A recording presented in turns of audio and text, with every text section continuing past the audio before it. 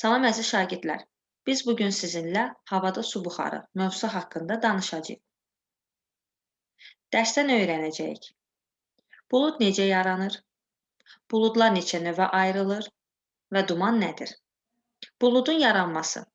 Günəş istiliyinin təsiri nəticəsində okean və dənizlərdən buxarlanan su yuxarıya qalxır və hündürlükdə soyuyur.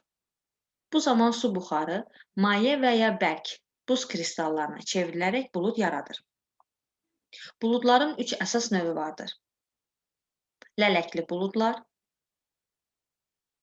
laylı buludlar və topa buludlar. Azərbaycan ərazisində qış aylarında daha çox laylı buludlar üstünlük təşkil edir. Onlar yer səthinə yaxın hündürlükdə yaranır. Topa buludlar isə ilin nisbətən isti dövründə və çox hündürlükdə yaranır. Digər bulud növü isə lələkli buludlardır. Onlar yer səthindən çox hündürlükdə, əsasən yayda yaranır və naxışabənzər formada olur. Səmanın buludla örtülməsi dərəcəsi gözəyarı təyin olunur. Kütləvi tədbirlər və idman yarışları zamanı baş verən yağıntılar tədbirlərin keçirilməsinə mane olur.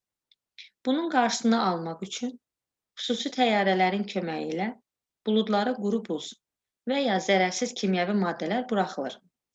Nəticədə yağıntı ehtimalı olan bulud tədbirdən əvvəl boşaldılır.